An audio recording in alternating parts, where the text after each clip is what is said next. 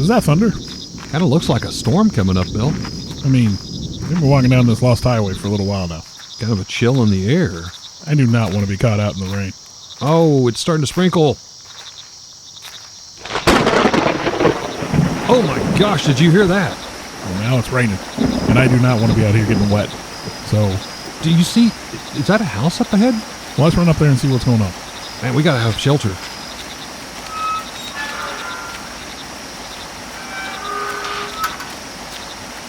This is a creepy looking house, Bill. It's either that or get rained on. So take your pick. There. I'm already getting wet. Okay. Should we, like, knock on the door or something? Yeah. There's no answer. Well, dude, let's just go ahead and go in. Is it locked? No. All right, let's go in. I don't think anybody lives here. Yeah, there's no lights in here.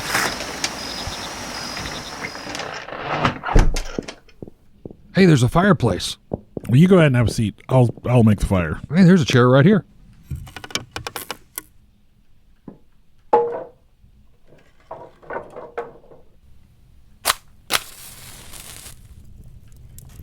Oh, there we go. That'll warm your bones. Okay, this is a creepy looking living room. Well, wait a minute. What was that? No, never mind. I just hearing things. Did you hear something? Nah, we're just hearing. It's just spooky because it's an old house. Yeah, that's what it is. Well, you know, Eric, it's Halloween. Yeah. We do these Halloween episodes. How cool is this? We're in this old creepy house. Well, at least we have a fire. Yeah, I'm starting to feel better already, the warmth. Well, I'm going to go ahead and sit down. I think it's time to tell some Halloween stories. Oh, dude, I was hoping you'd go here. From a child born into this world, we are taught what to believe. Closed-minded, we become fearful to be deceived.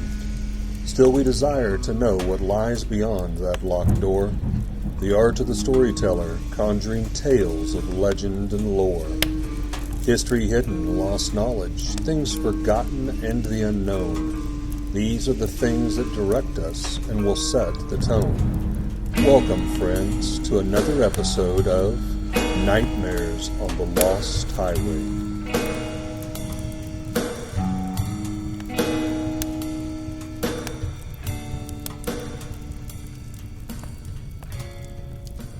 Now I find it hard to believe that you and I have not talked about the origins of some of the most common Halloween traditions, Eric. Spooky, spooky, scary, scary. I mean, this will be the third time we've sat down around a fire to tell Halloween stories. Whoa, did you just see something move over there? No, I think you're just making stuff up, dude. Okay, yeah. So, just, did you know that instead of carving pumpkins, they originally carved turnips? That doesn't seem right. Well, maybe look online. Maybe you get a chance and look at one of these carved turnips. It doesn't look right either. That's creepy. It is weird. The original intent was to frighten away evil spirits. And it was based on the legend about a man named Stingy Jack. Jack trapped the devil and would only let him go on the condition that Jack would never go to hell. When Jack died, he found that heaven didn't want his soul either. And so forced to wander the earth as a ghost for all time, the devil gave Jack a lump of coal and a carved-out turnip to light his way in the afterlife. That seems like a raw deal. I'm almost certain I've told a version of that story on the last two Halloween episodes, too. So it seems weird that it come back to haunt us. Haunt us. Hey, did you hear that laughter over there? That was not me, dude. Are you okay? I don't feel good here. Seeing ghosts originated with the Celtic festival of Samhain, which we've said that before. Right. The day marked the end of summer and the beginning of the cold, dark winter. And the Celts believed that the boundary between the worlds of the living and the dead would become blurred on that night, and that the ghosts of the dead would return to roam the earth. Dressing up in costumes also started with Samhain, and people would light bonfires and wear costumes to ward off the ghosts. I have saw some of those early costumes. They are creepy as hell. Oh, man. Halloween costumes in general until about the 80s are fairly creepy. Yeah, I mean, you look at some of the horror masks and stuff today, but you look back on some of that, it's disturbing. Much like this house. Now, bats as a symbol of Halloween also started with Samhain, because, you light a big bonfire, and what does fire attract? It attracts bugs. And bugs attract bats. In later years, bats would become known as harbingers of death and doom. And in Nova Scotian mythology, a bat settling in a house meant that a man in the family was going to die. However, if it flew around the house and tried to escape, a woman would die instead. Interesting. Now, trick-or-treating has a much debated origin. One theory is related to Samhain, where the Celtic people would leave out food to appease the spirits, and then over time people would begin to dress like these unearthly spirits and take food and drink offerings from people as they went through the neighborhoods or village or whatever, settlement they had. Another theory stems from the Scottish practice of guising, when during the Middle Ages children and adults would collect food and money in exchange for prayers for the dead on All Saints' Day. Geisers eventually stopped giving prayers in favor of songs, jokes, and other tricks. A third theory says it evolved from the tradition of, and I love this word, bell-snickling. Bell-snickling. Bell-snickling. A German-American Christmas tradition where children would dress in costume and visit their neighbors to see if they could guess who they were supposed to be. And in one version of this tradition, children would be rewarded with treats if no one could identify them. Now you said Christmas. It was a so Christmas obviously tradition. that's a few months in the future from that. Bell-snickle was one of those companions of Santa Claus that we talked about once upon a time. Ah. This fire is feeling pretty good. You hear that? No, that's my imagination. Yeah. We're all right. Now, the black and orange colors also originated with Samhain, and for the Celts, black represented death, which pretty common. Yeah. And orange symbolized the autumn harvest season. Which again seems fairly common, but I mean that's, of course, thousands of years of tradition. It seems common, right? All right. Now, Halloween parties did originate when American colonists came to the New World, and on All Hallows Eve, they would have play parties. Private parties thrown to celebrate the harvest. People would dress in costumes. They would read each other's fortunes, and they would tell scary stories. Now, Kind of like what we're doing. well, yeah, I don't know about you, but I have my own tradition at my home where we watch scary movies all through the month of October. Absolutely. We always try to watch Trick or Treat sometime in October, preferably before Halloween. It's a But great movie. it's Underrated. I mean, Yeah. it did not get the limelight. It's like Creepshow. It's kind of these individual stories that are kind of woven together. And one of my favorite They're little... making a second one. I saw that. Yay. One of my favorite Halloween characters is Sam, or Sam Hain, Mm-hmm. the little toddler in the orange pajamas with the Who wears the sack head jack-o'-lantern? mask. Yeah. I don't know. I used to take my kids trick-or-treating. That was really fun, but, now they're a little old. Last time we went trick-or-treating, we brought our dog with us, and she was not ready for people in costumes to be running around. It made it very awkward for us. We had to return home early. Did you just hear a laugh over in the corner of that? That was you. I heard you laugh. I did laugh, but there was somebody that laughed at my laugh. Well, since we're sitting here in this old creepy abandoned house here with the fireplace, I've got a tale of the Gasconade River Witch. I don't know if you ever heard this one. I've lived around here my whole life, Eric. I've never heard about a Gasconade River Witch. Well, this one kind of I was involved with kind of personally. So the Gasconade River, it flows through Laclede County here near Lebanon, Missouri, where we're located. And there's a river access just out East 32. There's an old campground there that my family and I used to visit every summer, multiple times. There we would do the normal family stuff, camping out with family and friends, fish and swim. Even had a little volleyball court area. It's pretty cool. But some of my favorite times were on the river after dark. We would set trot lines and limb lines and go out and try to catch some big catfish. Now, the Gasconade really isn't that different from any other river, but this area has several natural springs, very deep areas that around here we call eddies. I know some people have never heard that term when I've mentioned that. It's like just like a turbulent area of water. And Yeah. It can be like a whirlpool almost. Yeah. Like when you see them on, in the ocean or whatever. But yeah, Well, that idea. one of these, it was about 20 foot deep or so, and it had kind of a bubbling spring that came up from deep underground, a cave apparently that was underneath there. Now this has led to, well, not just that one, but Gasconade has several of these, and that's led to several accidental drownings, where fishermen, especially with waders, would wade out. Their waders get full of water, and before they could get them off, they'd be pulled down to their demise. There's one particular spot, a tight curve in the Gasconade, where one of these exists. The water is very cold there, obviously. It's spring water, and that underwater cave. Now, floating past it, if you look close, you can see kind of this rock bluff overhang. And at the base of that is this old pioneer root cellar. What's left of maybe a water wheel? Can't really tell. There's just not a lot of it still there. But apparently, this was part of an early pioneer's homestead. And they took advantage of this cool water and this overhang of this bluff to help preserve food. Now, if you follow, there's an old trail off the riverbank. Now, back in the day when we used to go there, that'd been mid-1980s, there was still an old small barn and a partial rock house that you could make out from, under the underbrush. Now, one night, it was about 1983, we were running limb lines in that deep area of the eddy, there where that curve was. And it was that same vicinity of that old cottage. And I swear to you, we saw what looked like a couple lamps, like old oil burning lamps from that stone house. Now, nobody had lived there as long as I can remember. Half the roof was gone, one of the walls was collapsed in, but there was like this weird smoky fog that seemed to gather on the river. And we had our spotlights out trying to, penetrate this fog, but we were lucky to see maybe 10, 12 feet. We were running the trot lines and the limb lines. And the area of the river here was about 30 foot wide. The banks, it was shallow on each side, but then it dropped down really deep, like 25 foot or so. Now, we knew that because we had an anchor with a rope, and it was nothing more than a big coffee can full of concrete and a rope tied to it. That sounds about right. Yeah. So, but we knew that rope was like 25 foot, and there was times when it wouldn't touch the bottom. So we know it was deep. Now, as we pulled up underneath that overhanging, that bluff, there were some branches on the first trot line, and we heard twigs snapping and rustling. The leaves were kind of moving over by that old cottage where these lamp lights was. Now, we assumed there was probably some kids having a little party or something back there. We tried to mind our own business and kind of hoped they'd do the same thing. But got to thinking about it.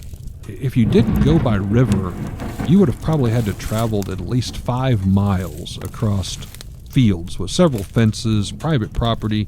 It would have been difficult to get there, but there was no canoe, no boat, no nothing pulled up. It was kind of weird. So you wouldn't do that to go party?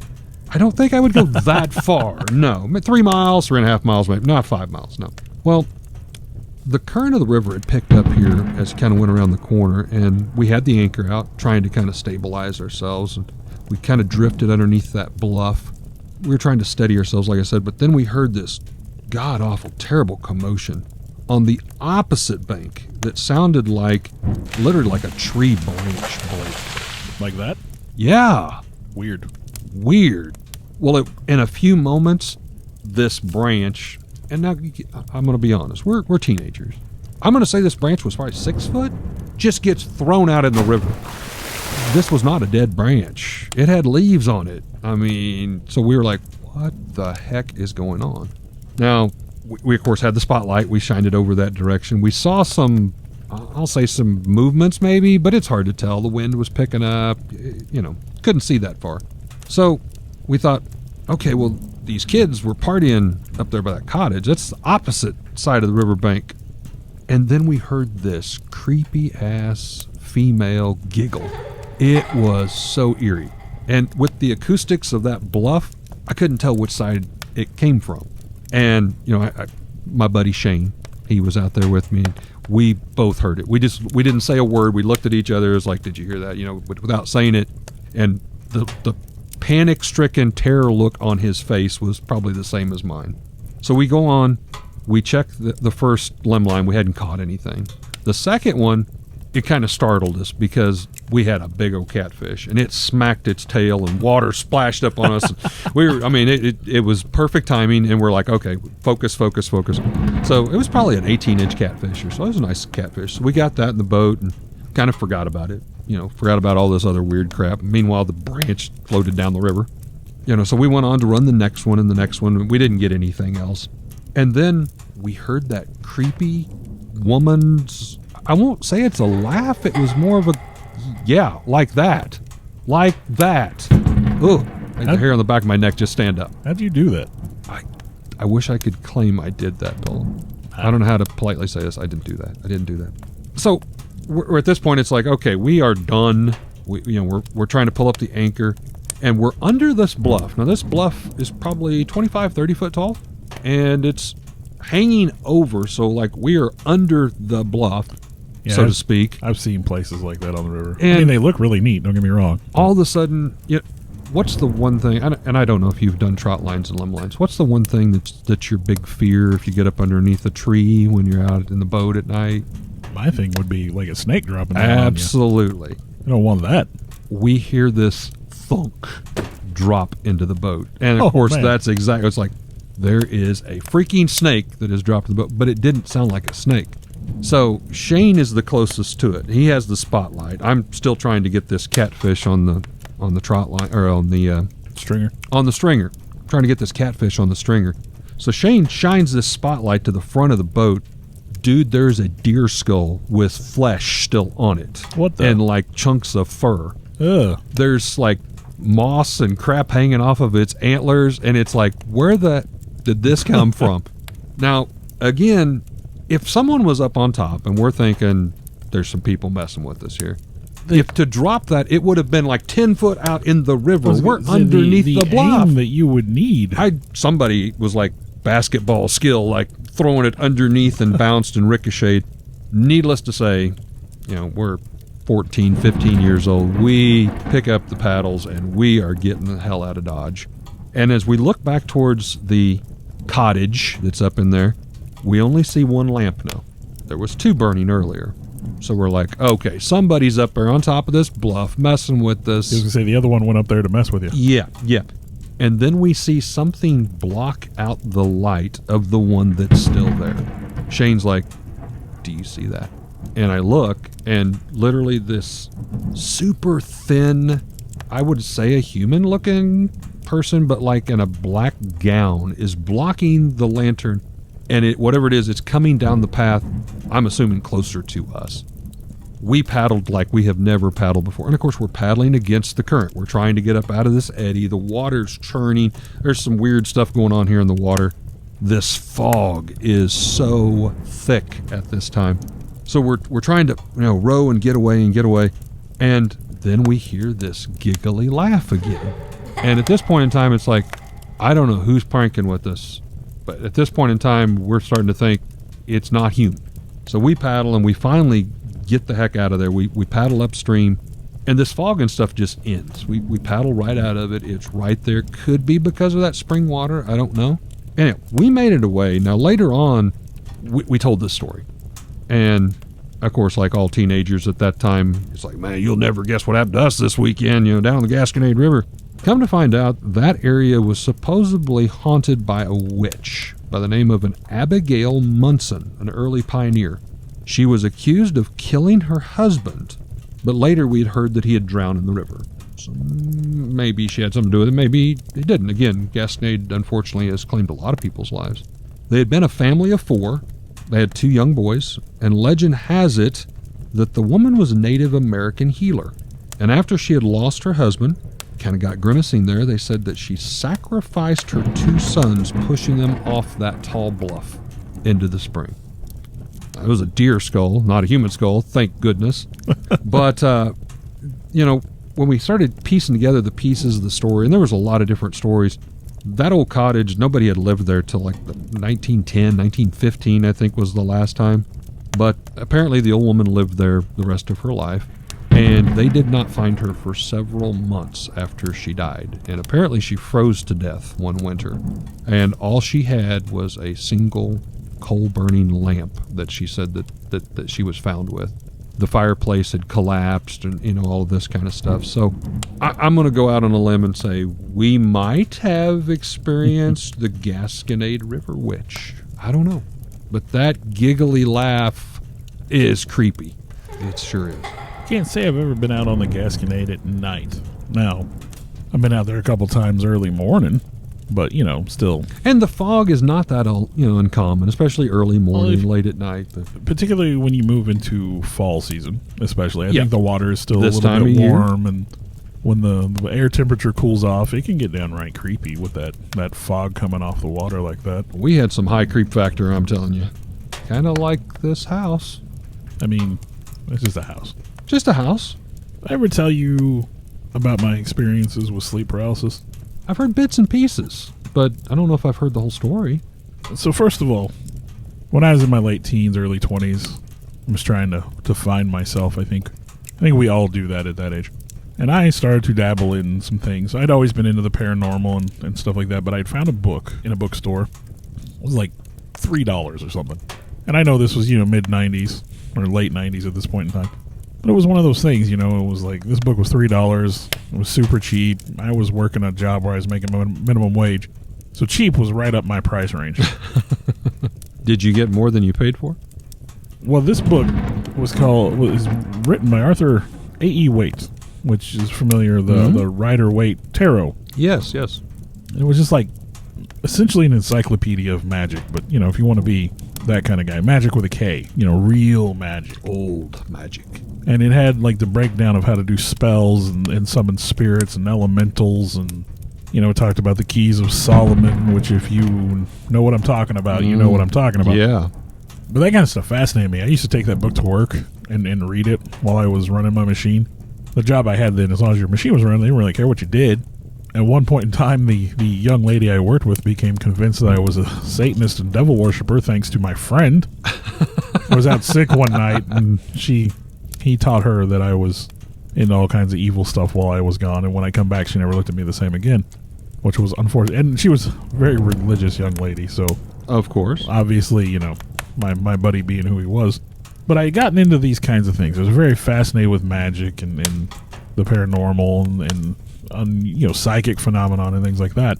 Now, to set the scene, set the stage, so you can understand the surroundings I would have been in. The house we lived in, me and my brother slept in the unfinished basement. It's a pretty common thing. This was a big basement that essentially, the whole area of the house was the basement. And right in the middle was the stairwell. The only windows, there was one on the other side of the room from where my bed was, which would have been on the other side of the stairwell, so I wouldn't be able to see any light coming from it. And besides, we were out in the country. It wasn't like we had street lights. And then there was like a square window in the door, which the door was not too far from where my bed was. But I was working nights, so I covered the window and the door. Right. No light. Fellow night shift worker, I totally understand. It was pitch black in there when we would go to bed, when we would sleep. All right, quiet down now. I'm trying to tell the story here. So I remember the first time that I had one of these episodes, which I will say was sleep paralysis now, but I'll get into why I believed it was something different at the time. But I remember waking up, quote unquote, to a shadowy figure looming over the foot of my bed, staring at me. I know it was looking at me. I couldn't see facial features. I couldn't see anything, but I know this figure's looking at me. And not creepy at all. I cannot move. I feel like I'm struggling for breath. And I'm terrified. This thing's like there's something in my room, and I can't move, and I don't know what's about to happen. Now, did you notice like a drop in the temperature? No, I couldn't say that. Now, mind you, okay, this will show you time. I had a waterbed at the time, a heated waterbed, so no, I wouldn't have noticed even if there was. Okay. I was nice and toasty. But this figure's looking at me. I can't move. I feel like I can't breathe. And then within moments, seconds, it's gone, and I can move. And my first instinct is to get the heck out of that room. So I jump up, and I run up the stairs, and I run into the bathroom. Because, my mom was a night owl, and for whatever reason, this happened at night the first time. But, again, we kept the room very dark for because of that. Because I slept days most of the time. I went into the bathroom, and acted like I was going to the bathroom, but instead I was just trying to calm down. I didn't see what I thought I saw. That was weird and creepy and scary. And then when I finally got the nerve to go back to bed, it was one of those things, I left the door at the bottom of the stairs open so the light would come down from the stairs so that there was some kind of light there. So a few days go by. I feel okay, I'm getting used to this, and it was this creepy experience, but one and done. Chalking it off. It happens again. I wake up, room's pitch black. There's a figure. Only now the figure is literally the right side of the bed, standing between me and my radio, which I had like a tall radio console thing, and that was literally set up so I could just reach across without even getting out of bed to hit buttons. So it's between me and the radio. Very close. Looming over me. I will say at this point, I believe that whatever it was female. Don't ask me why. I don't see features. I don't see any details. It's just this shadowy shape standing over me. And again, I can't breathe, I can't move, I can't react, I can't do anything. I'm freaking out. Because you're in a waterbed. Have you tried to get up out of a waterbed? Well, I was younger then. I couldn't get out of a waterbed now to save my life. So I come back to my senses, I come back to myself, the thing disappears, and I do virtually the same thing. I go upstairs, only this time I don't go in the bathroom. I just kind of sit in the living room with my mom and watch TV for a little while, and she's like, oh, you having trouble sleeping? I'm like, yeah, I can't sleep. And then I go back to bed eventually. And mind you, again, at this point in time, I am into supernatural, paranormal, the unexplained. I've got books on voodoo, I've got books on magic, I've got books on all kinds of stuff. And you mentioned you bought this $3 book. I've got this $3 book. And no lie, Eric, again, I think I've said this on the podcast before. I'd be lying if I said I didn't try. You know what I mean? Right. Like, you've got the book, it tells you how to summon a wind elemental that's going to lead you to gold and riches. What could possibly go wrong? You got to try, right? So in the course of reading, and mind you, the internet's primitive back in those days, but you could still get online and find some stuff. I figure I've been the victim of an old hag attack. And what that literally is that you have angered some other practitioner, and they have sent a spirit against you. And an old hag attack, as I read, described in different, places on the internet and different books, it is literally, you can't move. There's something there, something watching you, and you can't react to it. And you feel paralyzed, like you can't breathe and all that. I've heard about it. I've never experienced it, but I've heard about it. So, a few years go by, time goes by, I discover myself, as if that's the phrase you want to use, but I become the person that I am now. And somewhere along the line, I read about sleep paralysis, and how people experiencing sleep paralysis will see things and have manifestations, because basically what it is when your body is asleep, the reason you don't lash out and react to every dream you have and like wear yourself out trying to run from whatever or do whatever, the reason you're not doing the motions that your brain says you are is because your body says, okay, shut down. Downtime. Click, basically shuts the body down. This is my understanding of the things I read. But there's a moment where you can you can wake up, but your body hasn't caught up to where your brain's at. And so you open your eyes, you're awake, and you would like to move, but you can't. Got that delayed reaction. And your mind is still processing like it's in a dream. So you will see things and you will experience things before your body can react. Now, unfortunately, it still happens from time to time. Typically, it's when I sleep in an uncomfortable position, but like on the couch. Like if I'm laying on the couch. Fall asleep in the living room on the couch. You got your head on the arm and it's kind of crooked just so, and it's uncomfortable. There have been times where I've woken up and I literally feel like I cannot move. I cannot move my arms. I can't move my legs. I haven't seen anything in my sleep paralysis moments since I was a teenager. But absolutely, I've had these sleep paralysis moments, and it is just, even when you know what it is, to me, it's still a terrifying experience. Oh, helpless. Because you got that helpless feeling. Yeah, what if everything doesn't click into place this time? And I'm like this forever. Paralyzed. Yeah, I mean, it's horrifying. But and I know people see different things, and there's some theories about sleep paralysis and why people see the things they do. People talk about their sleep paralysis demon, which I assume, I could label whatever I saw as a teenager. Now, do you think this was tied directly to this $3 book? Is that at the time I did? At the time I did, I believe. And I had friends that told me that. I had a friend who was very much into the occult, and he told me that. He's like, you have angered someone, and they have sent this against you.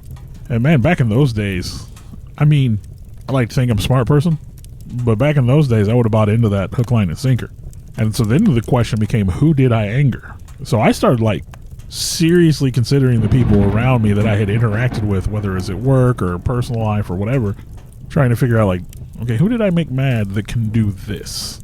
And really the only person I could have come up with was my friend at the time. He's the only one that was into the same kind of stuff. So I'm like, the one that called you out against the very religious young lady that you worked with. Yeah. So horrifying experience. And like I said, even today when it happens, even though you understand what it is, it's still a terrifying experience. The fear is real.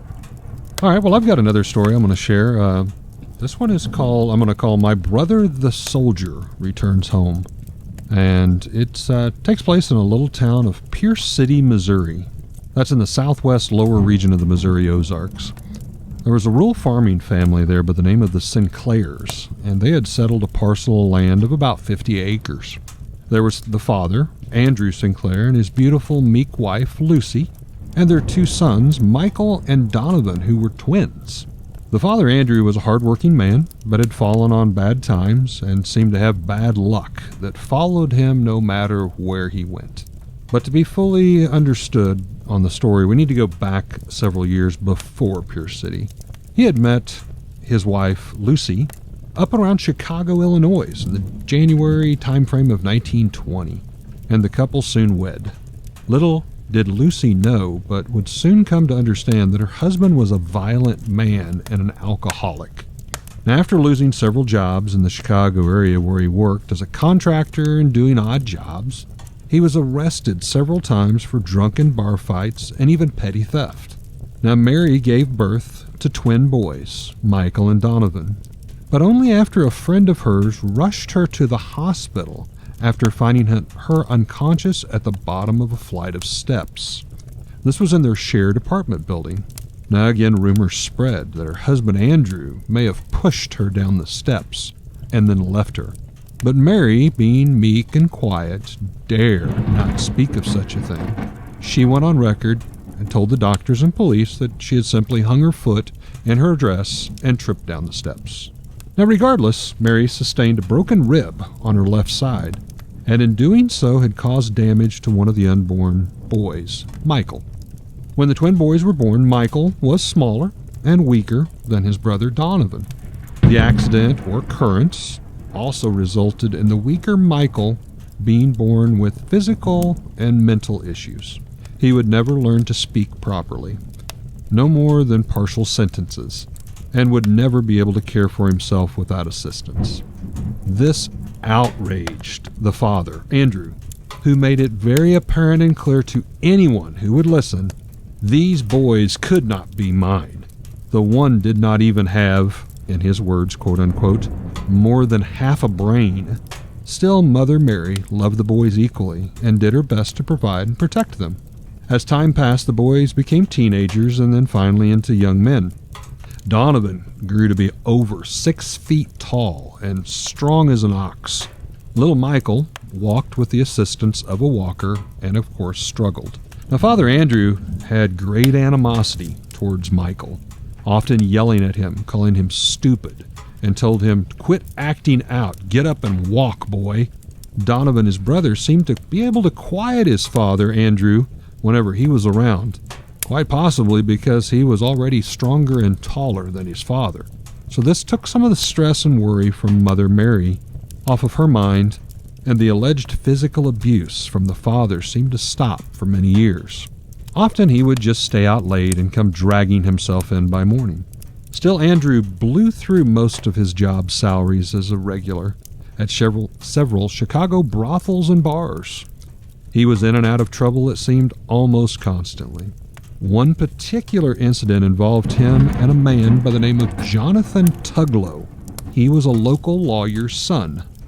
The two had run into each other at a local bar one night, and once again Andrew found himself at the wrong place and the wrong time.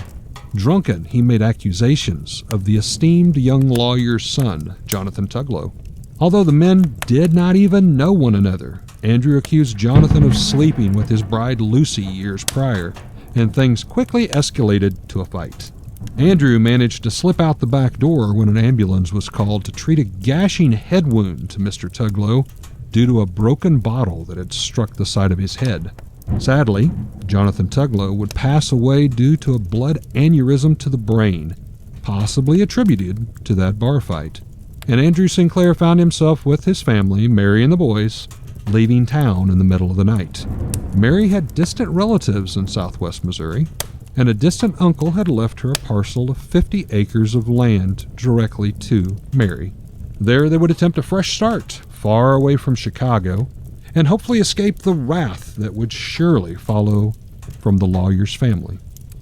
This is what brings us and the Sinclair family to Pierce City. The boys, poor Michael and strong Donovan, were now almost 20 years old. They were uprooted from any form of normalcy that they had, being forced to leave their friends and once again be crammed into a small house together with their drunken father and their sweet mother Mary. Donovan and his father Andrew did not have good relations. Yet Donovan helped his father around the farm, plowing and planting and tending to the fences and the animals and whatnot. Frail Michael often helped his mother inside the 2-bedroom farmhouse, where his father would often return after a hard day of work and ridicule his son for acting like a woman rather than a man. Michael and Donovan had a strong bond, not only by sharing a bedroom, but Donovan was literally his and his mother's guardian angel. On many nights where he would deter his drunken father from hurting his mother or brother. On one particular evening, the family was gathered in the living room, listening to the world's affairs on a used radio they had saved up enough money to purchase. This was a night of history, September of 1939 to be precise. Over the airwaves, the announcer told of a man from far overseas by the name of Adolf Hitler, who had invaded Poland. Each night, the family returned around the radio for updates from Germany and Poland and the looming dark cloud that would become World War II. After several months, Donovan seemed so moved that one night in particular he stood up and declared he must go and fight in the war and protect those who could not protect themselves. His mother teared up, knowing her son was correct. It was something she knew all too well. Father Andrew just shook his head, yelled across the room, "Go ahead, leave. You're my only help around here on the farm. You leave me with a woman and an imbecile who can't even walk or talk." He grabbed an open bottle and stormed out into the night, slamming the door. There was a very bittersweet embraces and tears as Donovan left the next day. Over the coming weeks and months, things were not terrible. Andrew seemed to reapply himself, and the farm carried itself. Donovan wrote every week, and the letters trickled in from the war front overseas. Andrew would deliver the letters to his wife, but would never read or be around to hear them read. Michael always looked forward to hearing from his brave brother, now a soldier in the army, and he often boasted about it at the supper table, about how brave his brother was. After a year or so, Andrew fell back into his old ways, drowning himself in a bottle, yelling and screaming for Michael to shut up about his brother's act of bravery, moving up into the ranks. He even went as far to tell Michael, "Donovan is not brave, he's a coward who walked away from us and walked out on you, but you're too stupid to understand that." Mary stood up at the table upon hearing this and raised her voice to her husband, telling him, "You are the coward and a drunk." This resulted in a huge fight, one resulting in blows from drunken Andrew beating his wife, Mary, over and over again. The feeble Michael attempted to get in between, but Andrew quickly knocked him to the floor and kicked him several times before storming out of the house, disappearing for several days and nights. Several more months passed, and both Andrew and Mary noticed Michael retreating to his bedroom more and more. Often he could be heard talking to himself, or so they presumed. Finally, one day, Mary entered the bedroom and asked Michael, "Who are you talking to?" Michael turned and smiled. "I'm talking to Donovan, Mama. He's not good. He's hurt." Mary rushed in to sit next to Michael on the bed, and they began to cry. Mary asked, "Michael, what would make you say such a thing?" Michael, crying, tried to explain. He was shot, Mama. He's scared." Andrew heard the conversation from outside in the hall and quickly screamed, "Shut up, you fool! You know nothing!" However, in coming weeks, a different kind of letter arrived. It was from the U.S. Army, stating that Donovan had fallen in battle and had been killed. They were preparing to bring his body home. Something seemed to snap in Father Andrew when this occurred. He denied what the letter said at first, but then later wept as he drank by the fireplace. He became enraged, talking and mumbling to himself. Finally, he stormed into the boy's bedroom, where he dragged Michael out and threw him into the living room floor. "You caused this! You're a freak! You're the devil!" Mother Mary raced down the hall and threw herself literally on her son Michael laying in the floor, crying, "Stop! Stop it now!" Andrew picked up a log from the nearby fireplace and swung it, striking his wife, breaking her raised arm. Then took turns kicking and punching both Mary and Michael for several minutes. Michael cried out, "Donovan, help us! No, Daddy, stop!" Mary again threw herself over Michael, trying to shield him. But this time Andrew's boot hit her square in the skull, and her unconscious body became dead weight and rolled over. Andrew again yelled, "You stupid imbecile, look what you made me do to your mother!" Andrew stormed out of the house and into the darkness as Michael crawled to his mother to hold her in his arms, trying to wake her. Days passed, and the family went to claim Donovan's body, to lie him to rest at the local church cemetery. Most of the bruises were still present, but well covered. Mary covered her broken arm with a knitted shawl and kept her head covered in an oversized bonnet. Michael sat directly behind her, doing his best to comfort his mother. Still, the citizens of the towns could not help but notice. Andrew was quick to make up a story, of course, and he said he had come home one night as the house was being robbed, but he was able to run the men off, but not before they had hurt his family. Michael and Mary dare not say otherwise. The funeral services were small, as many did not get to know the Sinclair family as they kept to themselves. However, during the graveside services, Michael, using his walker, made his way up next to the pastor and stumbled through a few words. "Father in heaven, protect us all from evil. We know Donovan with you soon, but please let him come home one more night. Thank you, God in heaven." Andrew shook his head from the audience as Mary goes up to retrieve Michael. Michael turns. "Mama, Donovan's coming for supper tonight." She smiles, and they soon make their way down the country roads back to their home, with Father Andrew driving the old farm truck. Upon arriving home, Andrew hastily tells Mary he'll be ready for supper in 20 minutes. He's going to do chores.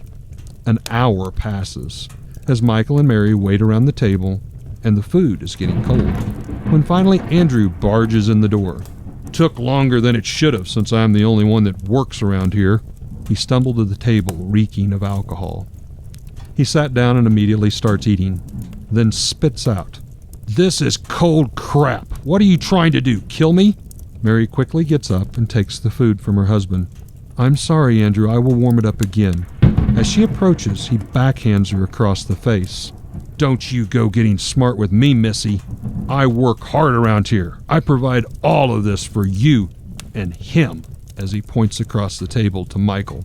Michael states, "Daddy, this is Mama's land, not yours," to which sets Andrew off yet again. He staggers around the table, lunging at Michael, when suddenly there's a loud boom from within the house. A gunshot. As the front door slams shut, there is a thud as Andrew falls to the floor, just shy of reaching Michael. Mary and Michael turn and look into the shadows of the living room. There by the fireplace hearth is a sharp-dressed soldier holding a military rifle, the ghostly image of Officer Donovan Sinclair. He takes a few steps closer as Andrew gurgles and rolls over on the floor. "By God's grace, what are you?" The ghost replies, "Why, Father, do you not recognize me? I am a guardian angel, and you will not hurt Mother or Michael ever again. I am home, and I will take care of them like you never would." Andrew sets up as blood squirts from his chest and gurgles, staring up at his son. "You were always the best part of me. Thank you." The ghostly image of his son kneels beside his father. "Go now, and may God have mercy on your soul." As Father Andrew falls dead, there's a knock on the door. A group of church folk who had dropped by to leave food for the family had heard the gunshot. Mary races to answer the door in tears. As several peer inside the house, the ghostly soldier of Donovan fades into the shadow. "What on earth happened?" declares one of the church deacons. Michael replies, "Bad man. Daddy shot. He's gone now." The church group quickly remembers Andrew's story of the robbers that broke into the home. So the robbers came back, and Andrew got shot. That's terrible. Where did they go? Mary said, "There, out the back door, just a moment ago," as she turned and raced back to her son Michael, embracing him. The church men quickly investigated, but of course found nothing out the back door. The local newspaper front page read, "Terror grips the Ozarks, leaving the man of the Sinclair house dead at his supper table." But Michael and Mary knew the truth. It was a bad man, and he was now gone, never to hurt them again. Their guardian angel, Donovan, had seen to that. Over the coming years, Michael improved, being accepted into some of the new medical treatments of the time. He began to walk without a walker, and only now with the aid of a cane. With extra speech classes, Michael also began to speak more and more, actually finding a niche in writing several short stories and even 2 novels. The Mother Mary remarried one of the local church widowers, who helped provide and care lovingly for Michael and Mary. Father Andrew's body was buried at the local church cemetery, but a few years later a large oak tree was struck by lightning and fell, crushing his gravestone. If you can find the old church cemetery, many claim if you look at the shattered Sinclair tombstone, especially after dark, you might see or hear a World War II soldier pacing back and forth. Some legends say he's guarding the church cemetery from trespassers. Others insist he is there to keep things inside the cemetery from escaping. And so is the legend of my brother the soldier as he returns home. Well, that one was interesting. Mine's a little more down to earth, if you will. My next story. So I work with a woman. I've been working with her for quite a while, and we know each other quite well. We've watched our kids grow up. But over the years, she's been relating bits and pieces of a story to me, a little bit at a time, about something, a creature that sort of roams the Missouri countryside. This is at her folks' house, right? Not too far from where at her parents' house. And she's been, like I said, this has been related a little piece by piece, bit by bit over the years. It's an ever-continuing thing. The first thing is, the creature does seem to be migratory. Whatever it is, she says they never have any experiences with it in the spring and summertime. But fall and winter, it seems to come to their area. And I don't want to say cause trouble. That's not the right word. That's not the right phrasing. But it's in the area, and it kind of goes about its business. She says if you sit out on the porch at night and it's out there, you can literally hear as it moves throughout the area. You can hear the dogs barking at the different houses as it approaches and passes and moves into it as, moves on. Like you can trace it, like a line, like one house and then the next house over and the next, and so on and so forth. As it moves around, you'll know where it's at in the area based on the dogs and where the dogs are barking. That's interesting. You don't really hear that a lot in a lot of the stories. But yeah, I mean, literally, like if it's going, say it's in the woods following the road, the house is in order as it goes up the road, the dogs will bark. And so you'll know where it's at. Now, her parents have had multiple experiences with whatever it is. I'm gonna say this is a Sasquatch type creature. Right. That's a Bigfoot of some kind. Possibly Momo. Maybe. We talked about Momo not that long ago. But definitely that type of creature, because I believe one winter her dad had gotten up and was going out. And they live on a farm, and her brother lives just down the road from the parents. He bought like the next farm over, so they've got a lot of land out there as a family. And he saw these footprints come from the woods on the far end of the farm and come through the field, and you could see these footprints. And it was a bipedal, big, like a Bigfoot. Mm-hmm. And it was like it stopped under the window to peek in at them. And their house sits on a slope, so you've seen that. It would have been like 7 or 8 feet to look in the window. Right. And then the footprints literally just continued on through the yard, went up across the road, and into the woods on the other side. Now, according to the dad and the mom, there's numerous times where they've been sitting there, say, watching TV or whatever, and they would hear something walk around the house, and they've just gotten used to it. It's just it's just the visitor to them. Now, does it ever kill livestock, or is there No. anything that's ever No, found tore up, or no? And see, like I said, they have farm. The brother has chickens. They've got some goats, I think, and he raises pigs, and he's never found any livestock hurt or injured or anything like that.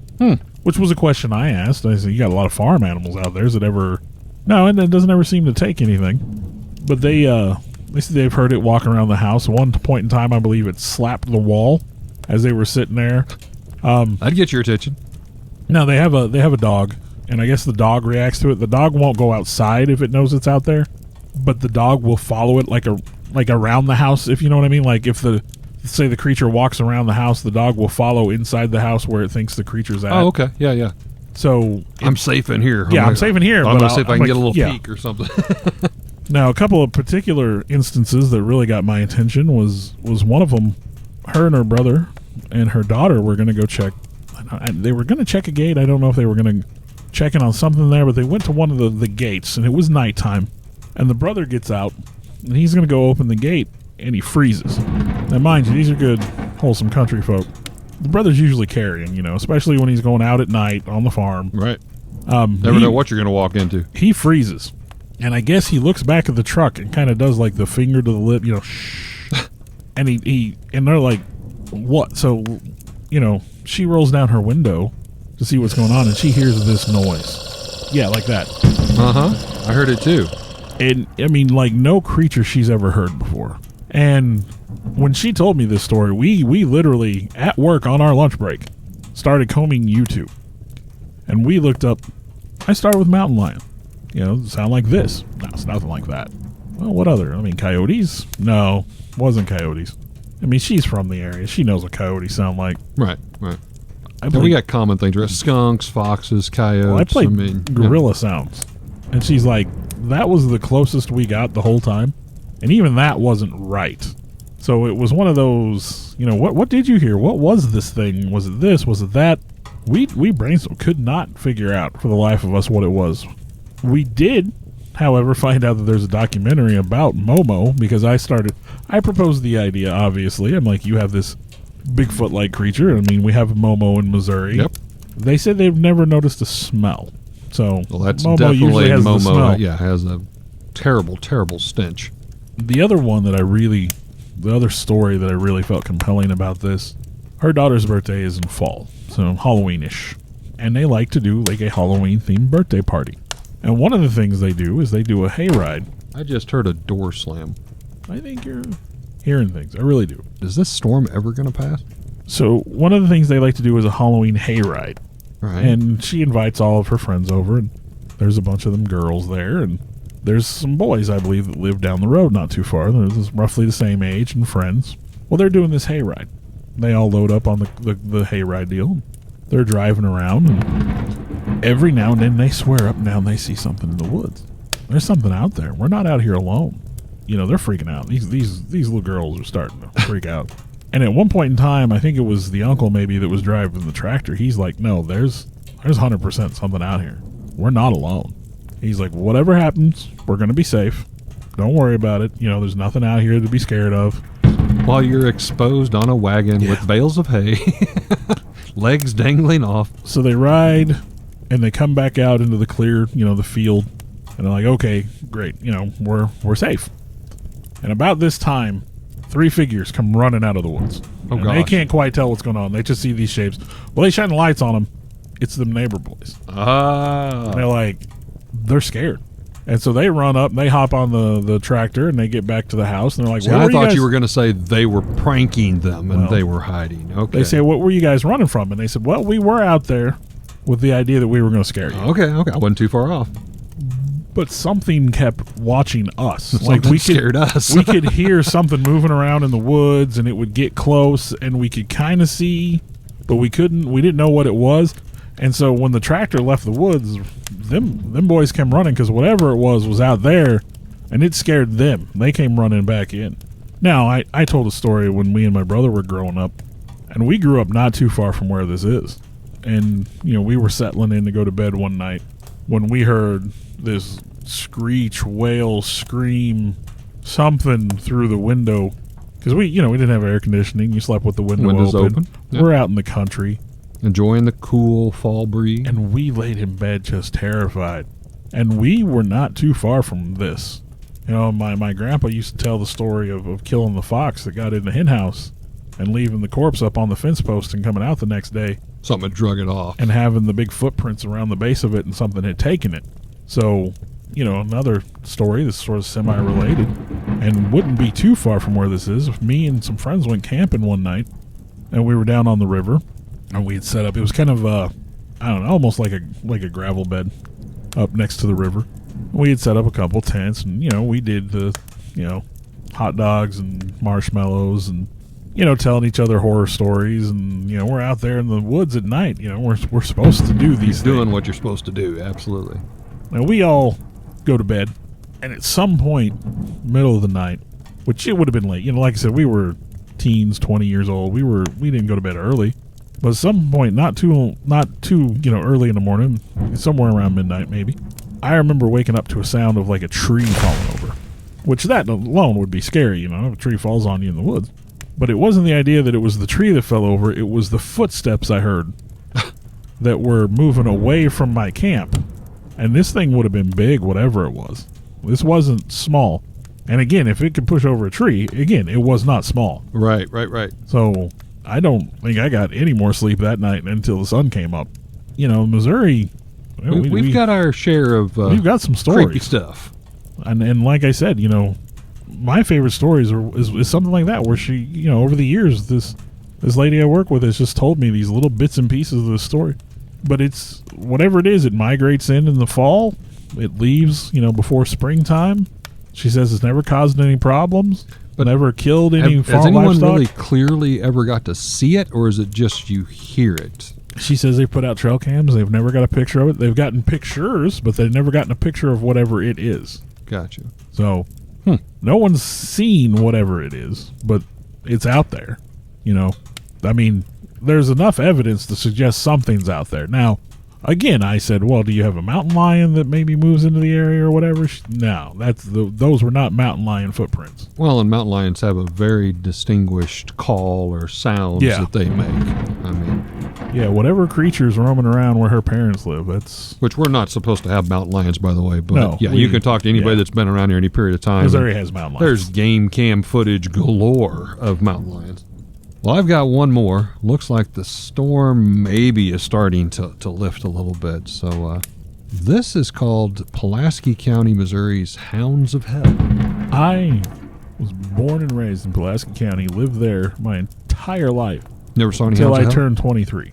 Then I moved to Lebanon here. And I will say, I never saw a hellhound that I'm aware of. That you're aware of. I think you'd remember it. I mean, well, this has got kind of an interesting twist, but there's a small community called Pulaski County. It's in the south central area of Missouri. It includes little towns like Richland and St. Robert and part of the military base that's now Fort Leonard Wood. Yep. Now, going back about 85 years ago, this is prior to Fort Leonard Wood military base taking over that area. There were several small communities and towns and cemeteries that were, you know, later claimed by the base in 1940, I believe it was. Cookville was one of those such forgotten towns, along with a handful of other small churches and areas that are torn down. Going back in history, there was a group of brothers. Now, their name has become lost. I couldn't find it in history.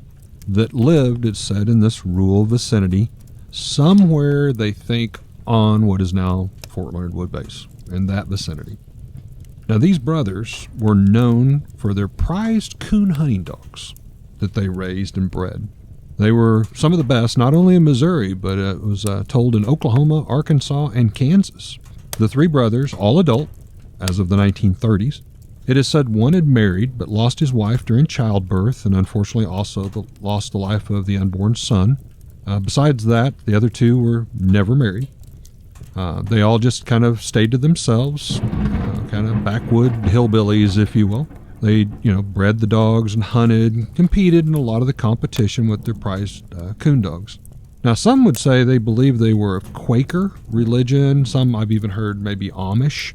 Just had kind of a little bit different beliefs. So it wasn't that they didn't come out and talk to people and stuff, but they didn't go to church with the church communities that was there.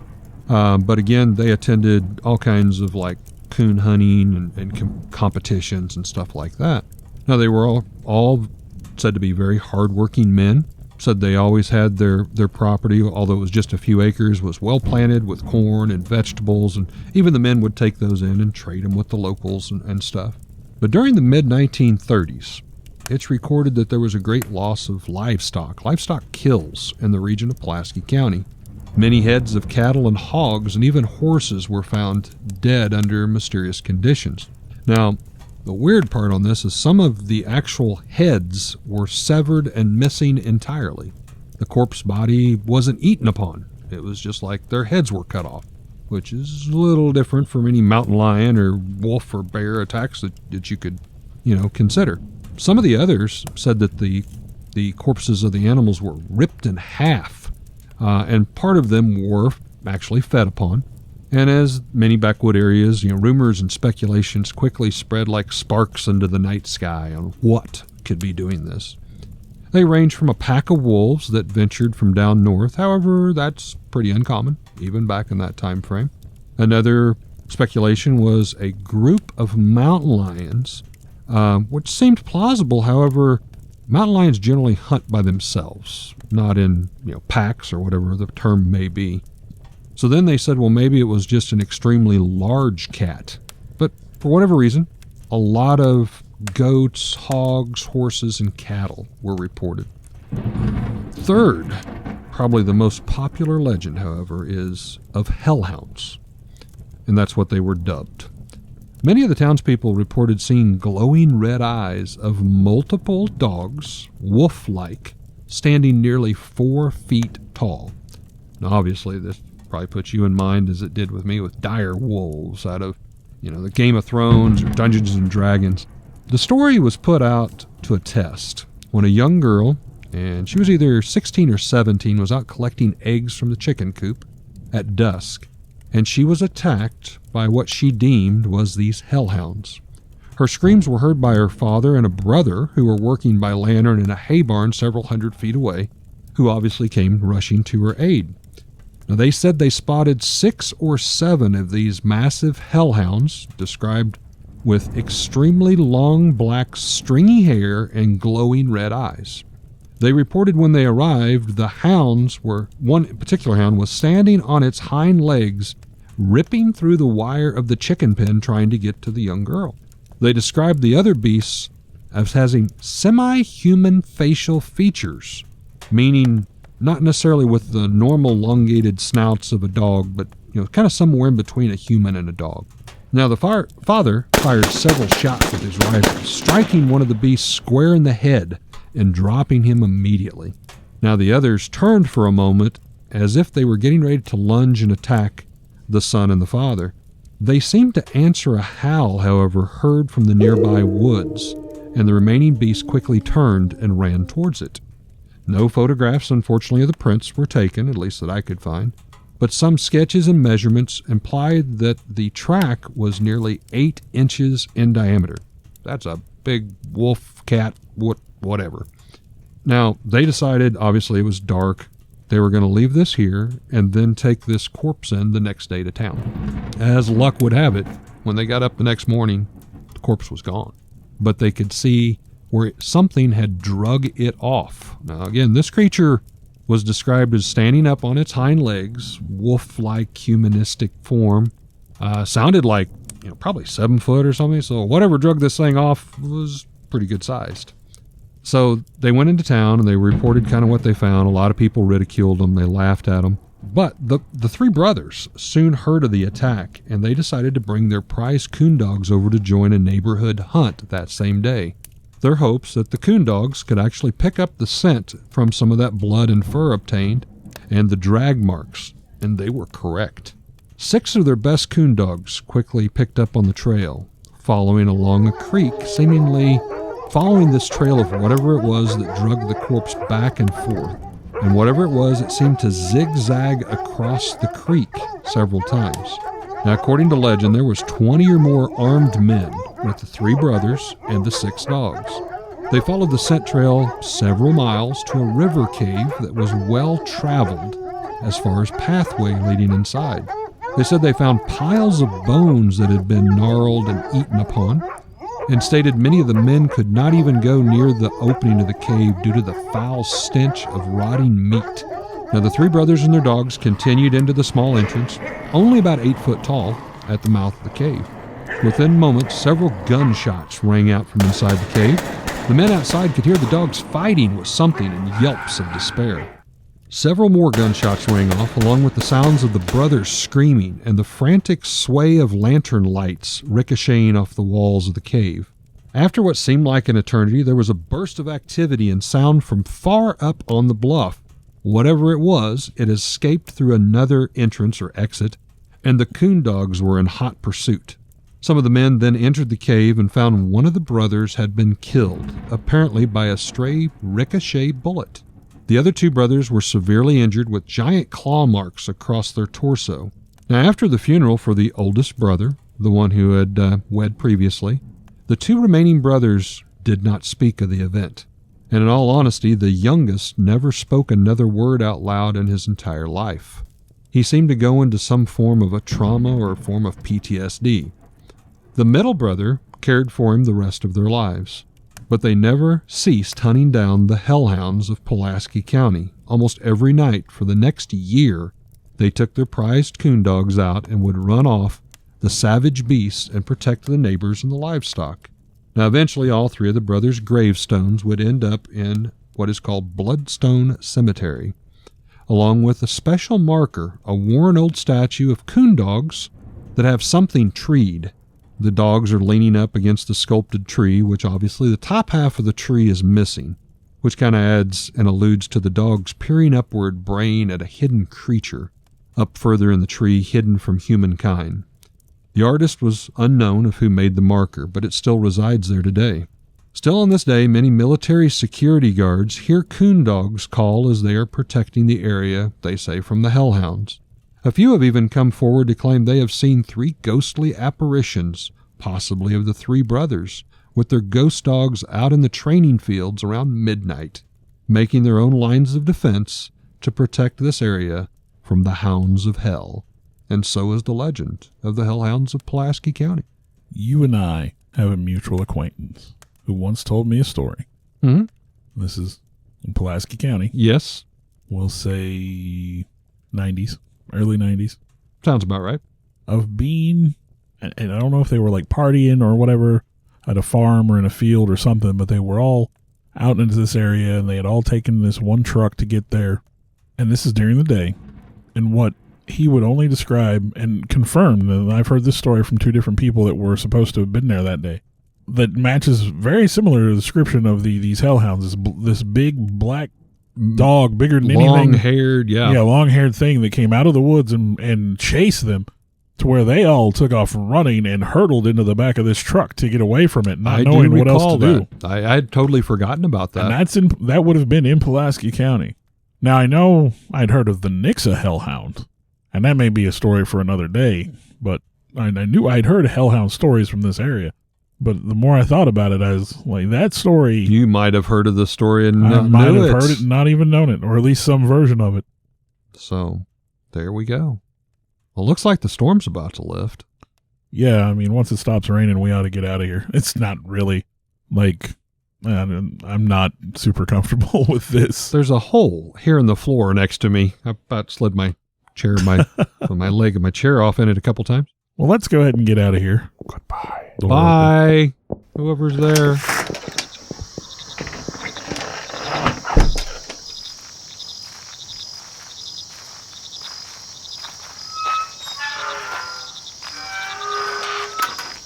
Did I ever tell you by the time I was driving down the road and I passed this fence line on this old gravel road where there was nothing else, and all of a sudden this fence is here, and on each fence post there is a hog's head caped out, with the deal, and I thought, man, this is some Texas Chainsaw level stuff right here.